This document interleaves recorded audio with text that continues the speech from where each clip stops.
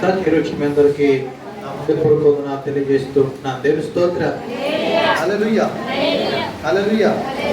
దేవుని యొక్క వాక్యాన్ని ధ్యానం చేసుకుందాం. పరిశుద్ధ లేఖన భాగాల్లో నుంచి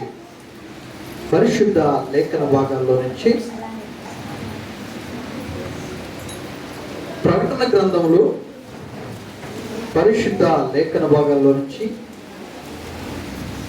ప్రకటన గ్రంథములు 19వ అధ్యాయం, ప్రకటన గ్రంథములు 19వ అధ్యాయం మొదటి 5 వచ్చిన భాగాలను చదువుకుందాం. అటు తరువాత బహుజనుల శబ్దము వంటి గొప్ప స్వరము పరలోకమందు ఇలాగు చెప్పగా వింటిని, ప్రభువును స్తుతించుడి, రక్షణ మహిమ ప్రభావములు మన దేవునికే చెల్లును. ఆయన తీర్పులు సత్యములను న్యాయములున్నవి. తన వ్యభిచారముతో భూలోకమును చెరిపిన గొప్ప వేశ్యకు ఆయన తీర్పు తీర్చి తన దాసుల రక్తమును బట్టి దానికి ప్రతిదండన చేసెను. మరియు రెండవసారి ప్రభువుని స్తుతించుడి అని ఆ పట్టణపు పొగ యుగ యుగములకు పైకి లేచున్నది. అప్పుడు 24 పెద్దలను 4 జీవులను సాగిలపడి ఆమేన్ ప్రభువుని స్తుతించుడి అని చెప్పుచు సింహాసనాసీనుడగు దేవునికి నమస్కారము చేసిరి. 5వ వచనం జాగ్రత్తగా గమనిద్దాం. మరియు మన దేవుని దాసులారా, ఆయనకు భయపడు వారులారా, కొద్దివారేమి గొప్పవారేమి మీరందరూ ఆయన్ని స్తుతించుడి అని చెప్పుచున్న ఒకని స్వరము సింహాసనము వద్ద నుండి వచ్చును. చాలా దేవుని స్తోత్రం. హల్లెలూయా, హల్లెలూయా. చూడండి, పరిశుద్ధ లేఖన భాగాల్లో మనం జ్ఞాపకం చేసుకున్నట్లయితే ప్రకటన గ్రంథములు 19వ అధ్యాయాన్ని మనం జ్ఞాపకం చేసుకున్నట్లయితే ఈ ప్రకటన గ్రంథం 19వ అధ్యాయంలో దేని గురించి రాయబడుతుందంటే తీర్పు గురించి రాయబడుతుంది. ఈ తీర్పు అనేటువంటి విషయాన్ని మనం జ్ఞాపకం చేసుకుంటే ప్రతి క్రైస్తవుడు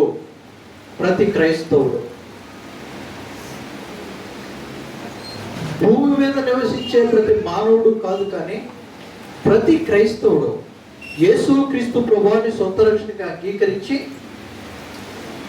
బాప్తిస్మం తీసుకొని ప్రభువుల్లో చేయివేస్తూ దేవుని మందిరంలో ఉండేటువంటి ప్రతి ఒక్క క్రైస్తవుడు కూడా దేవుని సముఖమందు లెక్క అప్పచెప్పవలసిన వారంగా మనం ఉన్నాం.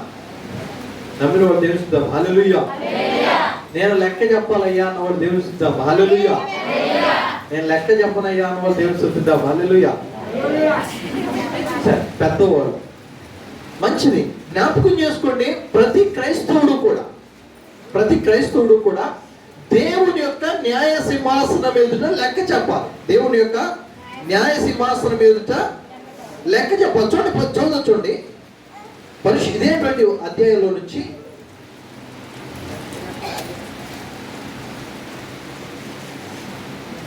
7వ వచనం చూడండి. 6-7 కలిసి ఉన్నాయి, చదవండి.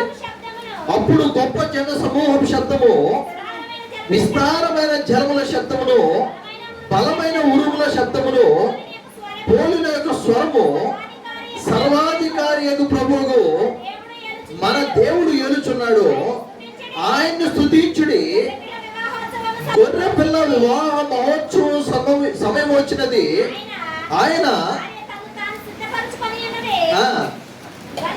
కనుక సంతోషపడి ఉత్సాహించి ఆయనను మహిమపరచదమని చెప్పగా వింటిని. చాలా చూడండి, ప్రతి ఒక్కరూ కూడా, ప్రతి క్రైస్తవుడు కూడా గొర్రెపిల్ల వివాహ మహోత్సవానికి వెళ్ళడానికి ముందు ఒక తీర్పు ఉంది. ఆ తీర్పు దినాన దేవుని యొక్క న్యాయ సింహాసనం ఎదుట, దేవుని యొక్క న్యాయ సింహాసనం ఎదుట నువ్వు నేను లెక్క చెప్పాలి. నువ్వు నేను లెక్క చెప్పాలి. నువ్వు నేను దేనికి లెక్క చెప్పాలి అంటే, నా ప్రియ బిడ్డ జ్ఞాపకం చేసుకోండి, ఇప్పుడు నేను దేవునికి లెక్క చెప్పాలి. నేను దేవునికి లెక్క చెప్పాలి.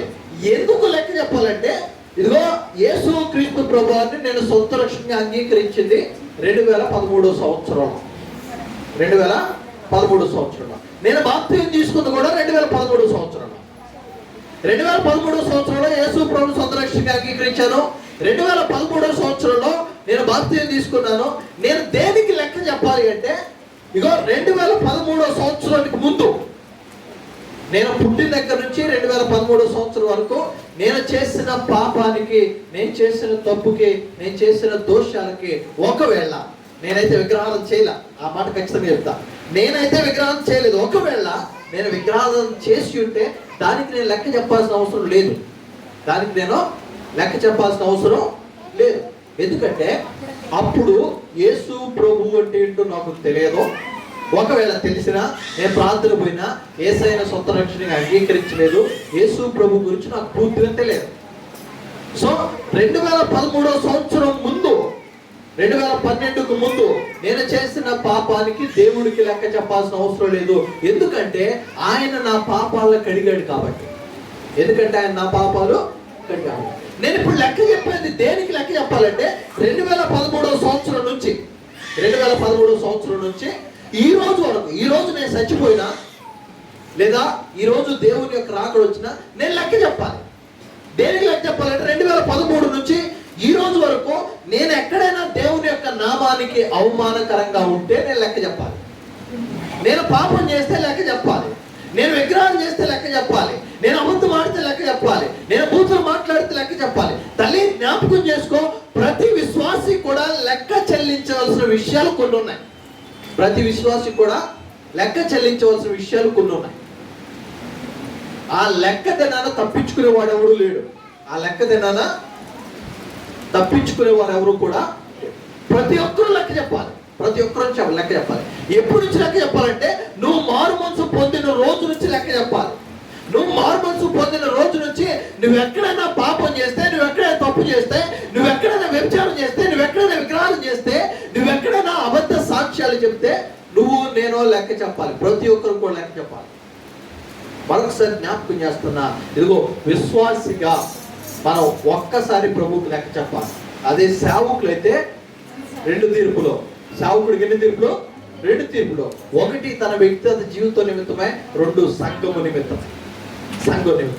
అయితే నా జ్ఞాపకం చేసుకోండి, విశ్వాసులు ప్రతి ఒక్కరు కూడా, ఆత్మీయులు ప్రతి ఒక్కరు కూడా లెక్క చెల్లించవలసిన విషయాలు 7 విషయాలు జ్ఞాపకం చేసి నా వాక్యం ముగిస్తాను.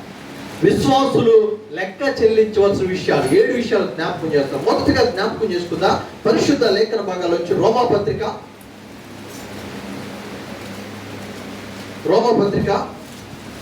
14వ అధ్యాయం. రోమాపత్రిక 14వ అధ్యాయం 11-12 వచ్చి బాగా చదువుకోండి.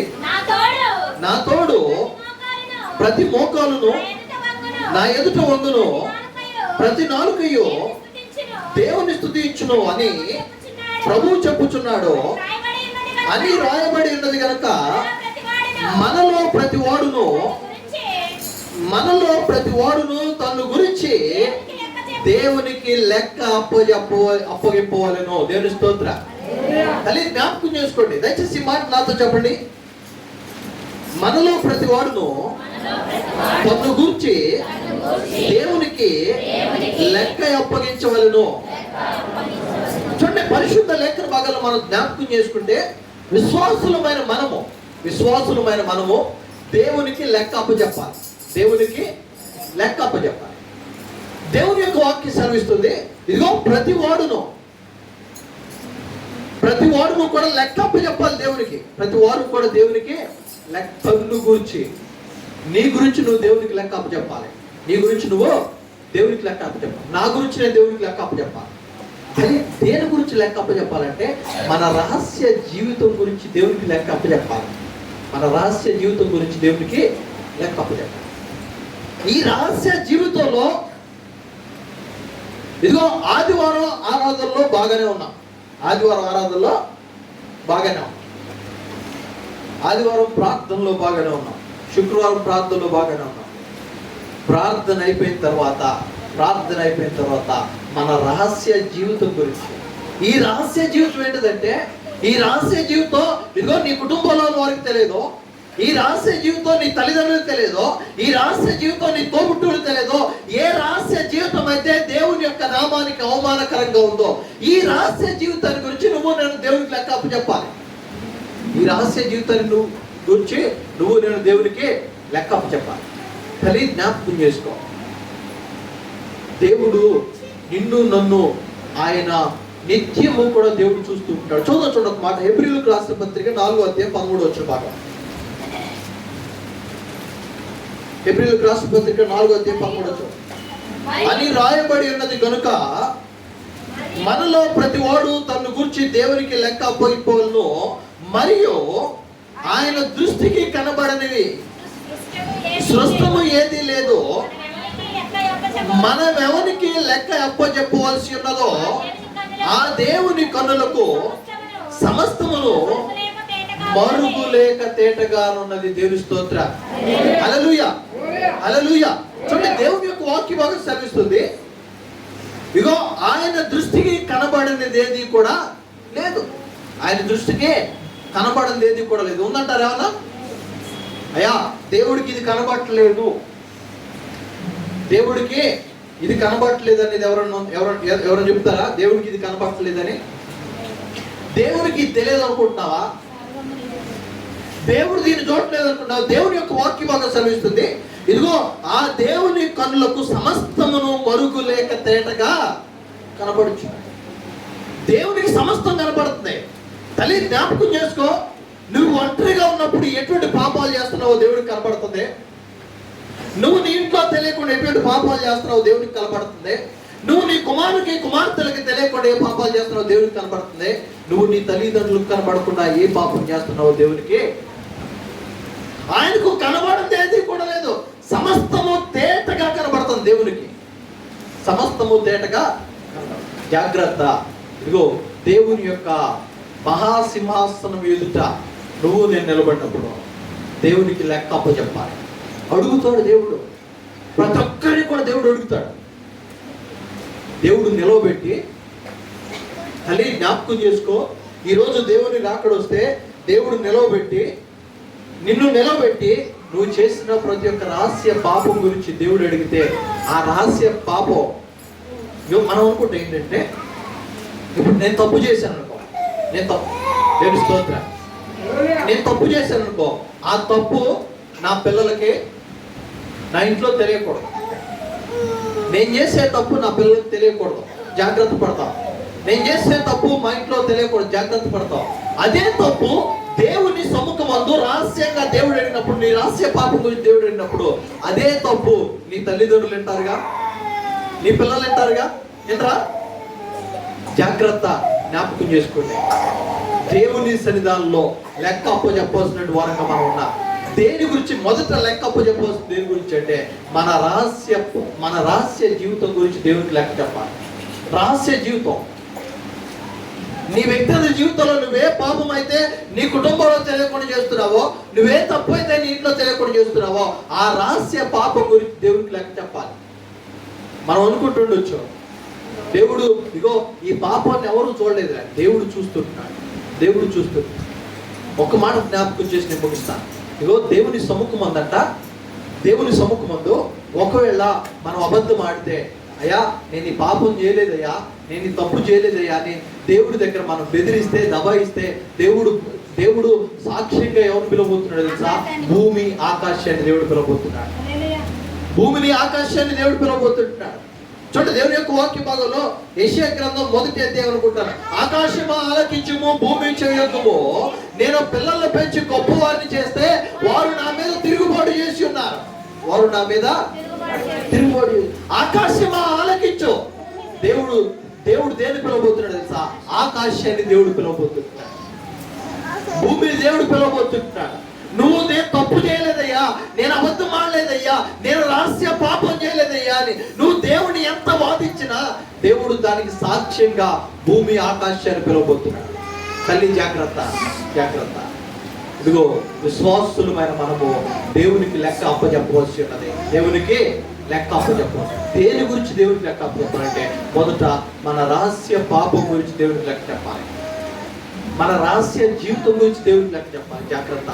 రహస్యమైనది ఏదైనా ఉంటే అది నీ కుటుంబానికి కానీ దేవునికి కాదు. దేవునికి. రెండో విషయాన్ని జ్ఞాపకం చేసుకుని చూడండి. మత్తయి సువార్త 12వ అధ్యాయం, మత్తయి సువార్త 12వ అధ్యాయం 36వ వచనం చదువుకోండి. నేను మీతో చెప్పినది ఏమనగా మనుష్యులు పలుకు వ్యర్థమైన ప్రతి మాటను గూర్చి విమర్శ దినమున లెక్క చెప్పవలసి ఉండును. చాలా దేవుని స్తోత్రం. హల్లెలూయా. చూడండి, దేవునికి లెక్క అప్ప చెప్పాలి. మనం దేవునికి లెక్క అప్ప చెప్పాలి. దేని గురించి లెక్క అప్ప చెప్పాలంటే మొదట మన రహస్య జీవితం గురించి దేవునికి లెక్క అప్ప చెప్పాలి. రెండవది మనం జ్ఞాపకం చేసుకుంటే మన మాటల విషయంలో దేవునికి లెక్క అప్ప చెప్పాలి. మన నోటి మాటలో తల్లి జాగ్రత్త. మన నోరు నాలుక దేవుని యొక్క నామానికి అంగీకృతంగా ఉండాలి. కానీ మన నోరు నాలుక దేవుని యొక్క నామాన్ని అవమానపరిచే రీతిగా ఉండకూడదు. మన నోట్లో నుంచి దేవుని యొక్క నామానికి అవమానకరమైన మాటలు రాకూడదు. దేవుని యొక్క నామానికి అవమానకరమైన మాటలు రాకూడదు. జ్ఞాపకం చేసుకోండి. మనం ప్రతి మాటను బట్టి దేవునికి లెక్క అప్పచెప్పాలి.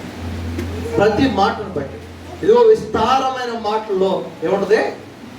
దోషం ఉంటుంది. విస్తారమైన మాటల్లో జాగ్రత్త. ఇదిగో నీ మాట, ప్రతి మాటను బట్టి దేవునికి లెక్క చెప్పాలి, అప్పు చెప్పాలి. ఎవరు చూడట్లేదండి, నువ్వు నోరు జారితే లెక్క అప్పు చెప్పాలి. ఎవరు వింటలేదు, నువ్వు నోరు జారితే లెక్క అప్పు చెప్పాలి. ఆ లెక్క తినాలని మనం ఎవరు కూడా ఆ నోటి మాటలను బట్టి మనకు తీర్పు వస్తుంది. 37వ వచనం చదువుతాం. నీ మాటను బట్టి నీతిమంతుడు అని తీర్పు నొందుదువో, నీ మాటలను బట్టి అపరాధి అని తీర్పు నొందుదువు. దేవుని స్తోత్రం. హల్లెలూయా. దేవుని యొక్క వాక్యం సెలవిస్తుంది, నీ మాటలను బట్టి నీతిమంతుడు అని తీర్పు నొందుదువు. తల్లి జ్ఞాపకం చేసుకో. నీ నోటి మాటలు ఇగో నిన్ను నీతిమంతుడిగా తీర్చేవిగా ఉన్నాయా, నీతిమంతుడిగా తీర్చలేనివిగా ఉన్నాయా? ఒకవేళ నీ నోటి మాటలో నిన్ను నీతిమంతులుగా తీర్చలేదనుకో, దేవుడు ఏం చేస్తాడంటే నిన్ను పాపిగా ఎంచి దేవుడు అగ్నిగుండంలో పడవేస్తాడు. నీ నోటి మాటలు బట్టే జాగ్రత్త. నీ నోటి మాటలు బట్టి నీకు తీర్పు తీర్చబడుతుంది. నీ నోటి మాటల విషయంలో నువ్వు లెక్క చెప్పాలి. ఎన్ని మాటలు దేవుని యొక్క నామానికి అవమానకరంగా మాట్లాడావో అన్ని మాటలు బట్టి దేవునికి లెక్క అప్పచెప్పాలి. తల్లి జ్ఞాపకం చేసుకో.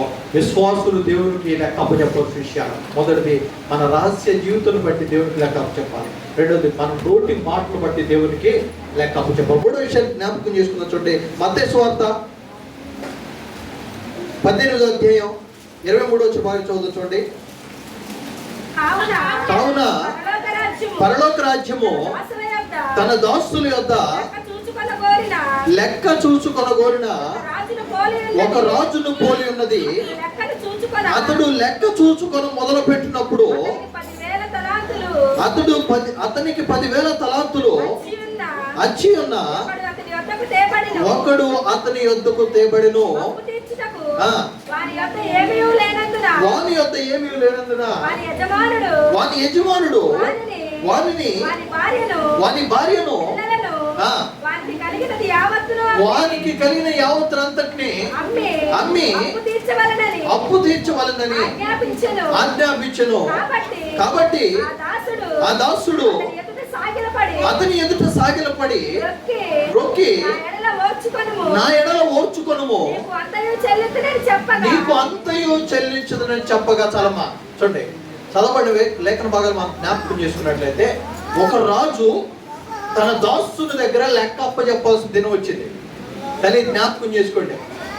ఇదిగో ఈ లోకంలో నువ్వు నేను జీవించినంత కాలం ఈ లోకంలో నువ్వు నేను జీవించినంత కాలం ఇగో మన యాత్ర ముగించబడిన తర్వాత దేవునికి లెక్క అప్పచెప్పాలి. దేవునికి లెక్క. అదే సందర్భాన్ని దేవుడు ఇక్కడ సెలవిస్తుంటాడు. ఇదిగో ఒక దాసుడు ఉన్నాడు, ఆ దాసుడు తన రాజుకి లెక్క అప్పచెప్పాలి. ఎందుకంటే ఆ రాజు దగ్గర 10,000 తలాంతులు అప్పు తెచ్చుకున్నాడు. 10,000 తలాంతులు అప్పు తెచ్చుకున్నాడు. 10,000 తలాంతులు అప్పు తెచ్చుకొని ఈ తలాంతులతో అతని వ్యాపారాన్ని ప్రారంభించి, ఈ తలాంతులతో తన పనులను ప్రారంభించి, ఆ దాసుడు ఉన్న తర్వాత ఆ లెక్క తీర్చుకోవడానికి రాజు వచ్చాడు. లెక్క తీర్చుకోవడం రాజు వచ్చినప్పుడు ఆ రాజు తన దాసుడి దగ్గరకు వచ్చి, అయ్యా ఇదిగో నువ్వు 10 తలాంతులు తీసుకున్నావు, ఆ 10 తలాంతులు రా మనం లెక్క తెలుసుకుందాం, లెక్క చూసుకుందాం రా, లెక్క చూసుకొని నువ్వు నాకు ఎంత ఇవ్వాలో అంత నా చేతికి నువ్వు అప్పగించు రా అన్నప్పుడు, ఇదిగో ఈ దాసుడు ఎవరైతే ఉన్నారో ఈ దాసుడు, అయ్యా నా దగ్గర ఏమీ లేవు, నా దగ్గర ఏమీ లేవు, నీ దగ్గర తలాంతులు తీసుకున్న మాట వాస్తవమే, కానీ ఈరోజు నా దగ్గర ఒక్క తలాంతు కూడా లేదు. ఎందుకంటే నేను దాన్ని వాడాను, కానీ దానిలో నాకు ఎటువంటి లాభాలు రాలేదు, నష్టపోయానయ్యా, నా వల్ల కావట్లేదు అన్నప్పుడు ఇదిగో అతను ఏమన్నాడు, మొదటిసారేమో ఇదిగో నీకున్నటువంటి ఆస్తిని విడిచిపెట్టి నీకున్న ఆస్తిని అమ్మి ఆ 10 తలాంతులు అప్పు తీర్చమన్నాడు. కానీ జ్ఞాపకం చేసుకో, రెండవ మారు ఇదిగో నీకున్న యావత్తుని అమ్మి ఆ అప్పు తీర్చమన్నాడు. కానీ మూడవసారి దేవుడు మాట్లాడుకుంటున్నాడు, ఇదిగో నీ సహోదరుడు నీ ఎడల తప్పిదము చేసిన ఎడల ఎన్నిసార్లు క్షమించాలి తెలుసా? ఎన్నిసార్లు క్షమించాలి అని చెప్తారా? 77 మార్లు నీ సహోదరుని క్షమించాలి. 77 మార్లు. తల్లి ఇదిగో నువ్వు దేవుని యొక్క సింహాసనం మీద నిలబడ్డప్పుడు దేవుని సన్నిధానంలో లెక్కప్పు చెప్పాలి. మొదట నీ రహస్య జీవితాల గురించి లెక్కప్పు చెప్పాలి. రెండవది మన నోటి మాటల విషయమై దేవునికి లెక్క చెప్పాలి. మూడవది మనం ఎన్ని మార్లు క్షమించామో లెక్క చెప్పాలి. ఎన్ని మార్లు క్షమించామో లెక్క. మన స్వభావం ఎటువంటిదంటే ఇప్పుడు ఎవరైనా తప్పు చేశారనుకో క్షమించాం. ఎందుకంటే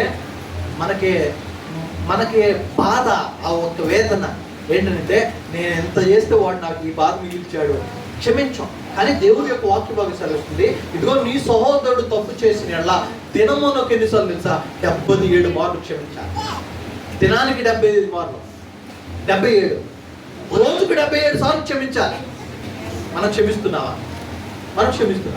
రోజుకు 77 సార్లు అంటే 365 రోజులు లెక్కేసుకోండి ఎన్నిసార్లు క్షమించాలి నీ సహోదరుడు. క్షమాపణ విషయంలో లెక్కప్పు చెప్పాలి.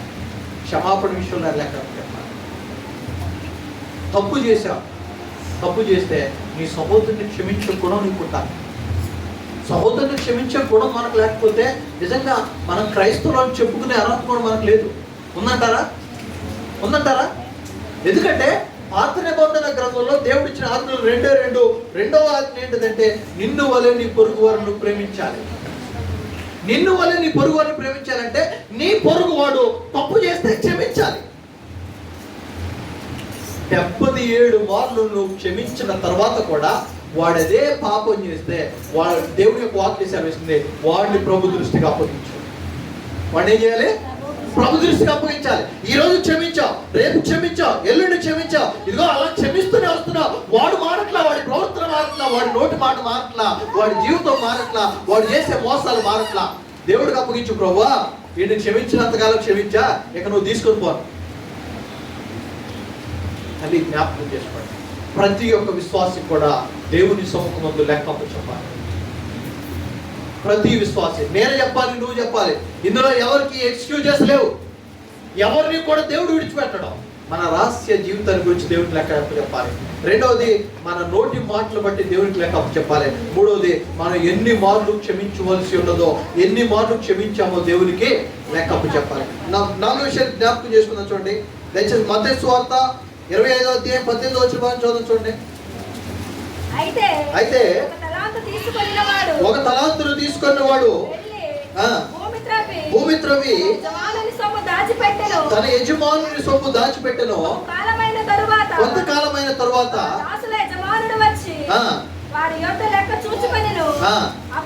అప్పుడు 5 తలాంతులు తీసుకున్నవాడు మరి 5 తలాంతులు తెచ్చి, అయ్యా నీవు నాకు 5 తలాంతులు అప్పగించితివే, అదియుగాక మరి 5 తలాంతులను చాలమా దేవుని స్తోత్రం. హల్లెలూయా. ఈ సందర్భం అంతా కూడా మనకు బాగా తెలిసిందే. ఇదిగో ఒక యజమానుడు దూరదేశం పోతూ తన ముగ్గురు దాసులు పిలిచి ఒకడికేమో 5 తలాంతులు, ఒకరికేమో 2 తలాంతులు, ఒకరికేమో 1 తలాంతు ఇచ్చాడు.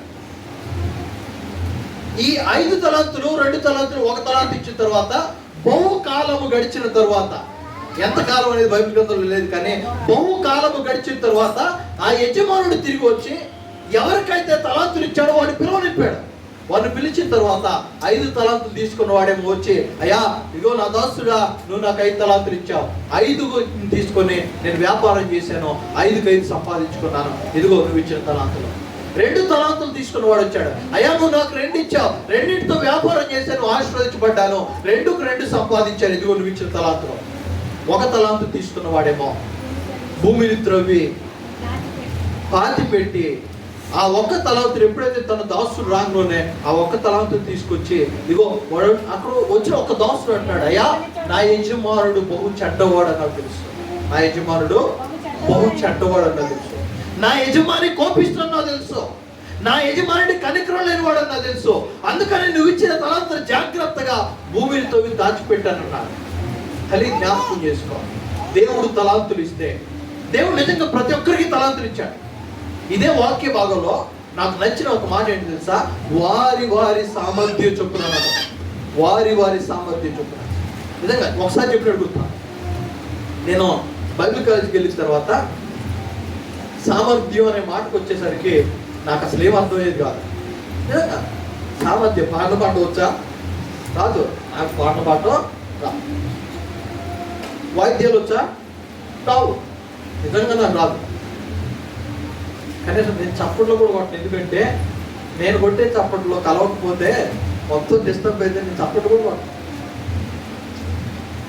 నేను చప్పట్లు కొట్టకపోతే నా చర్చ ప్లేస్ బ్యాక్గ్రౌండ్ కాదు, కానీ నేను ఈ 3 విషయాలను జ్ఞాపకం చేసుకున్నాను. ఏంటంటే వారి వారి సామర్థ్యం చొప్పున ఈ మాట నేను దాదాపు 4 నెలలు ఆగా, 4 నెలలు ప్రార్థన చేశాను. దేవుని యొక్క వాక్య భాగం చాలా క్లియర్గా అవుతాయి. ఎవరంటే వారి వారి సామర్థ్యం చొప్పున దేవుడు తలాంతులు ఇచ్చాడు. అమ్మ సంఘంలో మనం ఎంతమంది ఉన్నాం? ఎంతమందిలో పాటలు పాడే సామర్థ్యం చాలా మందికి ఉంది. పాటలు రానుళ్ళు కూడా ఉన్నారు నాకులాగా. వాయిద్యాలు కొట్టేవాళ్ళు ఉన్నారు, వాయిద్యాలు కొట్టడం రానుళ్ళు ఉన్నారు. ప్రార్థన చేసేవాళ్ళు ఉన్నారు, ప్రార్థన చేయడం రాని వాళ్ళు ఉన్నారు.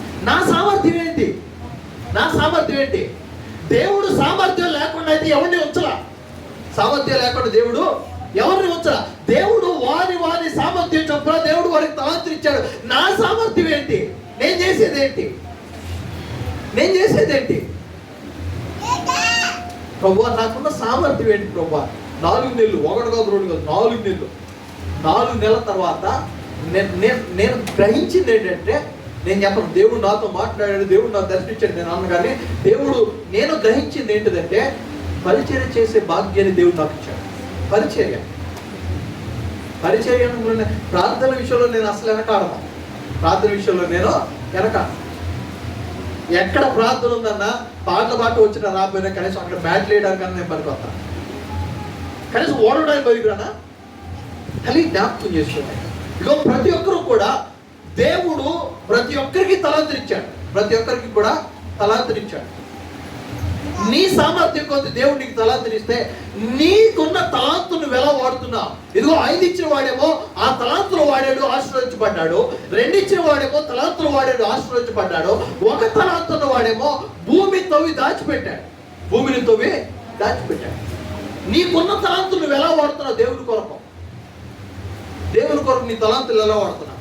నీ తలాంతు వాడాలంటే నీకు సిగ్గేమో, నీ తలాంతులు వాడాలంటే నీకు భయమేమో.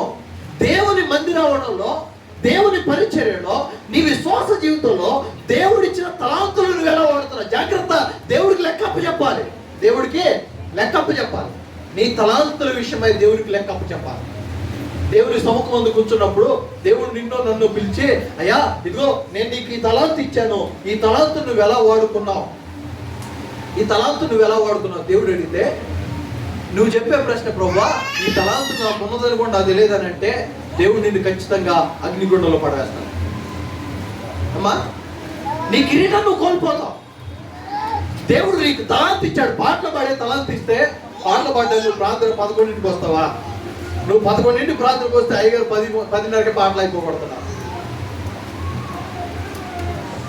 వాక్యం చదివే తలాంతులు దేవుడు నీకు అనుగ్రహిస్తే ఆ వాక్యాన్ని చదవకుండా నిన్ను మౌనంగా కూర్చుంటావా? ప్రార్థన చేసే తలాంతి ఇస్తే ఆ ప్రార్థన చేయడానికి కూడా నీకు అంత నిర్లక్ష్యం ఏంటి? దేవుడిచ్చిన తలాంతు దేవుని సన్నిధానంలో లెక్కప్ప చెప్పాలి. దేవుడు తలాంతులు ఇచ్చాడు. ఎవరైనా ఉన్నారా? అయ్యా నాకు ఏ తలాంతు ఇచ్చిండో దేవుడు నాకు తెలియదన్నోడు ఉన్నారా? తల్లి జాగ్రత్త, దేవుడు తలాంతులు ఇచ్చాడు. నీ నిర్లక్ష్యం వల్ల ఆ తలాంతు నువ్వు కనుక్కోలేకపోతే దేవుడిచ్చే కిరీటాన్ని కోల్పోతావు. ఇదిగో 5 తలాంతులు ఇచ్చిన వాడు 5 సంపాదించాడు, తీసుకొచ్చి తన దాసుడికి ఇస్తే బలా నమ్మకమైన మంచి దాసుడు అని పిలిపించుకున్నాడు. 2 తలాంతులు ఇచ్చిన వాడేమో ఇదిగో 2 తీసుకొచ్చి ఇస్తే బలా నమ్మకమైన మంచి దాసుడు అన్నాడు. 3వ వ్యక్తి వచ్చాడు, అయ్యా నా యజమాని చెడ్డోడు, నా యజమాని కోపిస్తే, నా యజమాని ఇదిగో ఆయన ఎలాంటి వాడంటే ఒకవేళ నీ తలాంతును వాడి నేను ఈ తలాంతును పోగొట్టుకుంటే నా మీద కక్ష తీర్చుకుంటాడన్న భయంతో దీన్ని అలాగే పెట్టానయ్యా, దాచిపెట్టానయ్యా అన్నవాడు.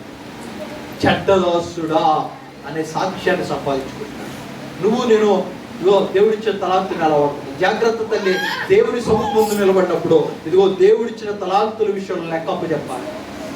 దేవుడిచ్చిన తలాంతులు, ఇదిగో దేవుడిచ్చిన స్వరాన్ని నీకు పాటలు పాడే స్వరం ఇస్తే ఇది దేవుని యొక్క నామానికి మెంబార్థకరంగా వాడేవా లేదా దేవునికి లెక్కప్ప చెప్పాలి. వాయిద్యాలు వాయించేటువంటి తలాంతు దేవుడికి ఇస్తే అవి దేవుడి కొరకు వాడేవా లేదని లెక్కప్ప చెప్పాలి. ప్రార్థించేటువంటి కృపను దేవుడిస్తే ఆ ప్రార్థించిన మనము దేవుని కొరకు ఇదిగో మనం దేవుని సత్తాల్లో పెనుగులాడేమా లేదనే విషయం లెక్క చెప్పాలి. విశ్వాసులమైన మనము దేవునికి లెక్క చెప్పాల్సి. మొదటిది మన రహస్య జీవితం గురించి దేవునికి లెక్క చెప్పాలి. రెండోది మన మాటల విషయమై దేవునికి లెక్క చెప్పాలి. మూడోది మనం ఎన్ని మార్లు క్షమించామో దేవునికి లెక్క చెప్పాలి. నాలుగవది ఇదిగో దేవుడిచ్చిన తలాంతును బట్టి దేవునికి లెక్క చెప్పాలి. 5 విషయాలు జ్ఞాపకం చేసుకుందాం. చూడండి, కీర్తన గ్రంథం 56వ కీర్తన, కీర్తన గ్రంథం 56వ కీర్తన 7వ వచనం బాగా చూద్దాం. నా సంచారములను నీవు లెక్కించి ఉన్నావు, నా కన్నీళ్లు నీ బుద్ధిలో ఉంచబడి ఉన్నవి, అవి నీ కళ్ళలో కనబడును కదా. దేవుని స్తోత్రం, హల్లెలూయా.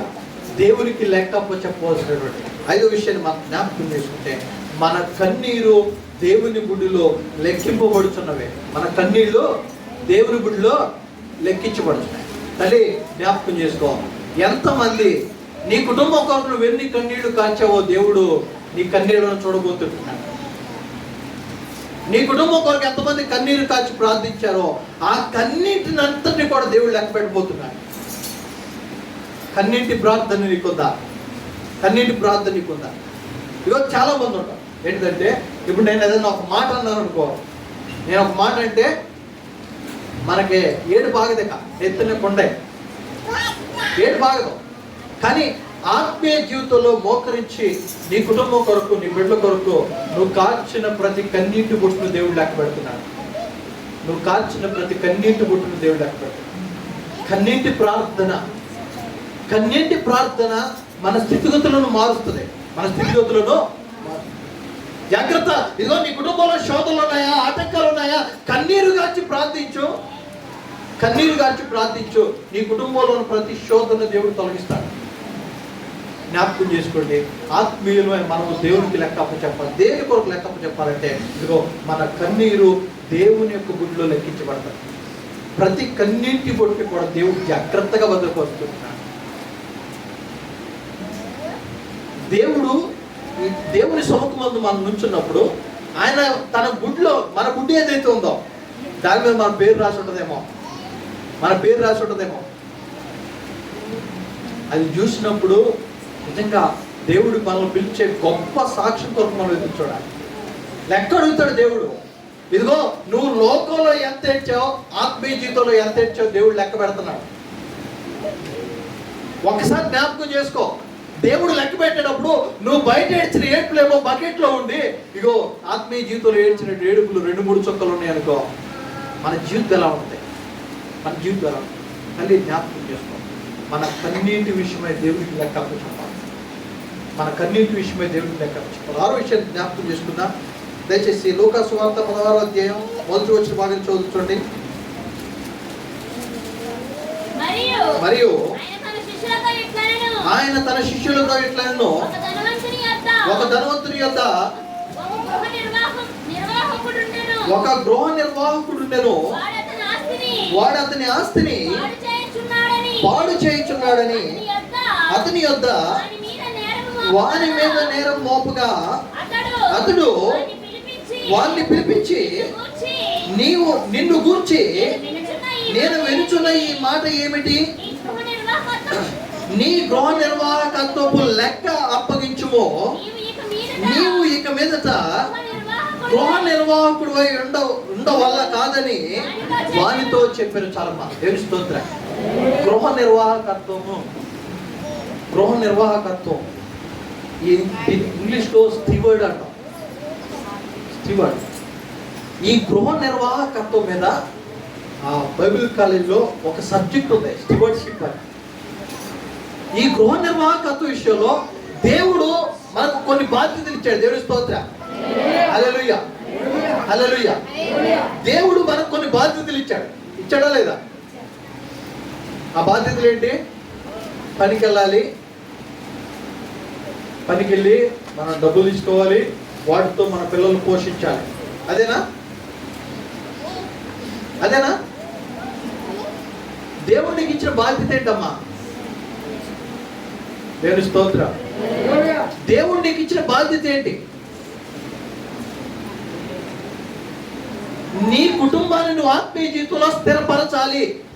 నీ కుటుంబాన్ని నువ్వు ఆత్మీయ జీవితంలో స్థిరపరచాలి. దేవుడు నీకు ఇచ్చిన బాధ్యత, దేవుడు నీ తలపై మోపిన బాధ్యత ఏంటంటే నీ కుటుంబాన్ని ఆత్మీయ జీవితంలో స్థిరపరచాలి. నువ్వు సోమరివయ్యి నీ కుటుంబాన్ని నువ్వు ఆత్మీయ జీవితంలో స్థిరపరచకపోతే దేవుడు అంటాడు, నిన్ను గృహ నిర్వాహకత్వపు అధికారంలోంచి దేవుడు నిన్ను తొలగిస్తాడు. గృహ నిర్వాహకత్వపు అధికారంలోంచి దేవుడు నిన్ను తొలగిస్తాడు. దేవుడు నీకు బాధ్యత ఇచ్చాడు. ఆ బాధ్యత నీ పిల్లలు, నీ కుమారులు, నీ కుమార్తెలు, లేదా నీ భర్త, వీరందరికీ కూడా నువ్వు సమస్తాన్ని సమకూర్చాలి.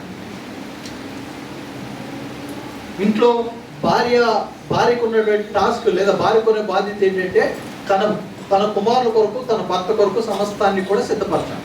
అవునా? సిద్ధపరచాలి. ఉదయం లేచిన దగ్గర నుంచి మరల పడుకునేదాకా ప్రతిదీ కూడా వారి కొరకు సమకూర్చాలి. స్కూల్కి వెళ్ళి వచ్చేసరికి వాళ్ళ కోసం సమకూర్చాలి, కాలేజీకి వెళ్ళి వచ్చేసరికి వాళ్ళ కోసం సమకూర్చాలి. లేచిన దగ్గర నుంచి మళ్ళీ స్కూల్కి, కాలేజీకి వాళ్ళు పంపించేదాకా ప్రతిదీ కూడా వాళ్ళ వెంటపడి, అవసరమైతే కొట్టి, ఏమన్నా చేసి మాట్లాడి వాళ్ళని సిద్ధపరచాలి. ఇది నీకున్న బాధ్యత. ఇదిగో దేవుని యొక్క వాక్యం సెలవిస్తుంది, గృహ నిర్వాహకుడిని దేవుడు ఏర్పాటు చేశాడు. గృహ నిర్వాహకుడిని దేవుడు ఏర్పాటు చేస్తే ఈ గృహ నిర్వాహాధికారి ఏం చేస్తానంటే తన ఆస్తిని అంతటిని పాడు చేసుకుంటాడు. దేవుడు నీ పైన నీ కుటుంబాన్ని భారాన్ని పెడితే నీ కుటుంబ భారాన్ని నువ్వేం చేస్తున్నాడు? పాడు చేస్తున్నావు. నీ కుటుంబ భారాన్ని నువ్వు పాడు చేస్తున్నావు. నీ కుటుంబం కొరకు నువ్వు ప్రార్థించట్లా, నీ కుటుంబం కొరకు నువ్వు కన్నీరు కాచట్లా, నీ కుటుంబం కొరకు నువ్వు విజ్ఞాపన చేయట్లా.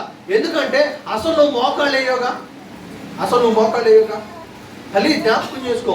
దేవుడు నీ పైన భారాన్ని పెడితే, దేవుడు నీ పైన బాధ్యతను పెడితే ఎంతమంది జాగ్రత్త కలిగిన వారే వారి కుటుంబాన్ని సరి చేసుకునేవారుగా ఉన్నారు. వారి కుటుంబాన్ని సరి చేసుకునేవారు. జాగ్రత్త. ఇదిగో నీ కుటుంబంలో నువ్వు సరిగా లేకపోతే నీ కుటుంబం పాడైపోదా? నీ కుటుంబం పాడైపోవడానికి గల కారణం ఏంటంటే ఆ గృహ నిర్వాహకుడు సరిగా లేడు. ఆ ఇంట్లో ఉన్నటువంటి పెద్ద సరిగా లేడు. నేను చాలా సందర్భాలు చెప్పాను, మరలా జ్ఞాపకం చేస్తా. ఇదిగో ఒక కుటుంబం పాడైపోవాలన్నా, ఒక కుటుంబం కట్టబడాలన్నా పూర్తి బాధ్యత ఏమిటంటే స్త్రీదే.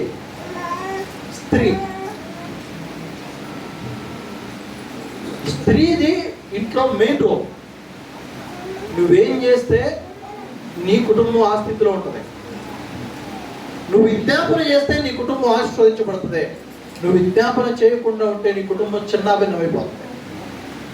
గమనించుకోండి, ఏ కుటుంబం అయితే చిన్న భిన్నంగా ఉందో, ఏ కుటుంబంలో అయితే సమాధానం లేదో, ఏ కుటుంబంలో అయితే సంతోషం లేదో, ఆ కుటుంబంలో ఉన్న ప్రతి తల్లి ఒక్కసారి నిన్ను ప్రశ్నించుకో, నా నిర్లక్ష్యం వల్లే నా కుటుంబం ఈ స్థితిలో ఉంది, నా నిర్లక్ష్యం వల్లే. నిజంగా తల్లి జ్ఞాపకం చేసుకోండి, ఇదిగో దేవునికి లెక్క అప్పచెప్పాలి. ఎక్కడ దేవుడికి లెక్క అప్పచెప్పాలంటే గృహ నిర్వాహక విషయంలో దేవుడికి లెక్క అప్పచెప్పాలి.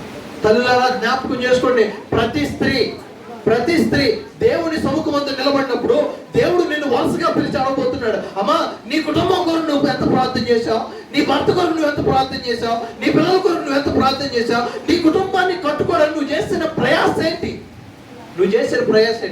తల్లి జ్ఞాపకం చేసుకో. నువ్వు తీసుకొచ్చిన సంపాదన నీ పిల్లలు పోషించడానికే కానీ నీ పిల్లలు సరైన మార్గంలో పెంచడానికి కాదు. డబ్బులు పిల్లలు సరైన మార్గంలో పెంచుతాయా? లేవు. సరైన మార్గంలో నీ పిల్లలు పెంచేది ఏంటంటే నీ విశ్వాస జీవితమే. నీ విశ్వాస జీవితం సరిగా లేదనుకో, ఇగో దేవుని సముఖమందు గృహ నిర్వాహకత్వ విషయమై దేవునికి లెక్క చెప్పాలి. ప్రతి ఒక్కరిని దేవుడు పిలవబోతున్నాడు. దేవుడు నిన్ను పిలిచి, అమ్మా నిన్ను ఆశీర్వదించి నీకు ఇద్దరు పిల్లల్ని ఇస్తే ఈ పిల్లల కొరకు నువ్వు చేసిన ప్రార్థన ఏంటి అని దేవుడు అడిగితే నీ సమాధానం ఏంటి? తల్లి జ్ఞాపకం చేసుకో. దేవునికి లెక్క అప్పచెప్పాల్సిన విషయాలు. మొదటిది మన రహస్య జీవితం గురించి దేవునికి లెక్క అప్పచెప్పాలి. రెండవది మన మాటల విషయమై దేవునికి లెక్క అప్పచెప్పాలి. మూడవది మనం ఎన్నిసార్లు క్షమించామో దేవునికి లెక్క అప్పచెప్పాలి. నాలుగవది దేవుడిచ్చిన తలాంతులు బట్టి దేవునికి లెక్క అప్పచెప్పాలి. ఐదవ విషయాన్ని జ్ఞాపకం చేసుకుంటే మన కన్నీరు గుడిలో లెక్కింపబడ్డాయి. ప్రతి కన్నీటి బొట్టుకై దేవునికి లెక్క అప్పచెప్పాలి. ఆరో విషయాన్ని జ్ఞాపకం చేసుకుంటే గృహ నిర్వాహక విషయంలో దేవునికి లెక్క అప్పచెప్పాలి. ఆఖరికి 7వ మాట మనం జ్ఞాపకం చేసుకుందాం. 2వ రాజుల గ్రంథం 12వ అధ్యాయం. 2వ రాజుల గ్రంథం 12వ అధ్యాయం 15 వచ్చిన మనం చదువుకోండి. మరియు పనివానికి ఇచ్చుటకై ఆ ద్రవ్యము అప్పగింత పెట్టుకున్నవాడు నమ్మకస్తులని వారి చేత లెక్క అడగలేదు. దేవుని స్తోత్రం. ఆఖరికి మనం జ్ఞాపకం చేసుకుంటే మనము ధన విషయంలో దేవునికి లెక్క అప్పచెప్పాలి. ప్రతి రూపాయి విషయంలో దేవునికి లెక్క అప్పచెప్పాలి. ఖచ్చితంగా దేవుని సంఘాల్లో దేవుడు, నేను చాలా సందర్భాలు చెప్పాను, దేవుడు మనల్ని ఆశీర్వదించి బలాన్నిచ్చి శక్తినిచ్చి మన పనిబాటులో దేవుడు తోడు నడిపిస్తుంటే ఆ దేవుని సంఘాల్లో మన ధన విషయంలో లెక్క చెప్పాల్సిన వారంగా మనం ప్రశ్నించుకోండి. నీకు బలం లేదనుకో, నీకు శక్తి లేదనుకో, ఆరోగ్యం లేదనుకో, నువ్వు పనికి వెళ్తావా? సంపాదించుకుంటావా?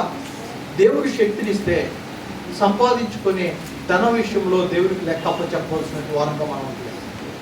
దేవునికి లెక్క అప్పచెప్పాల్సిన వారంగా జ్ఞాపకం చేసుకోండి. ప్రతి విశ్వాసి దేవుని సముఖమందు లెక్క అప్పచెప్పాల్సిన దినం ఉంది. దేవుని సముఖమందు లెక్క అప్పచెప్పాలి. నీ రహస్య జీవితాన్ని గురించి నువ్వు లెక్క అప్పచెప్పాలి. నీ నోటి మాటల విషయంలో నువ్వు లెక్క అప్పచెప్పాలి. ఇదిగో నువ్వు ఎన్ని మార్లు క్షమించావో దేవునికి లెక్క అప్పచెప్పాలి. ఇదిగో దేవుడు ఇచ్చినటువంటి తలాంతులు బట్టి దేవునికి లెక్క చెప్పాలి. నీ కన్నింటిని బట్టి దేవునికి లెక్క అప్పచెప్పాలి. ఇదిగో నీ గృహ నిర్వాహక విషయంలో దేవునికి లెక్క అప్పచెప్పాలి. నువ్వు సంపాదించినటువంటి ధనం నిమిత్తమై దేవునికి లెక్క. తల్లో ఉచితం చూసుకున్నా, చిన్న ప్రార్థన చేసుకున్నా. మహాపరిశుద్ధుడా, మహోన్నతుడా, ఘనమైన తండ్రి, నీ పరిశుద్ధ నామంపై నీ కొందనాలు స్తోత్రాలు. ఇదిగో ప్రభువా, రేపు ఉదయకాల సమయంలో నీ లేఖన భాగాల ద్వారా నాతో మాతో మీరు మాట్లాడుతున్నా ఈ నీ మాటలను ఆశీర్వదించండి. నా మా హృదయంలో నాకు నీరు కట్టి కలిగించండి. ఇంతమైన వాక్య భాగాన్ని మీరే దీవించి ఆశీర్వదించి అయా నా మా జీవితంలో నీరు కట్టి అయా ఫలింప చేసి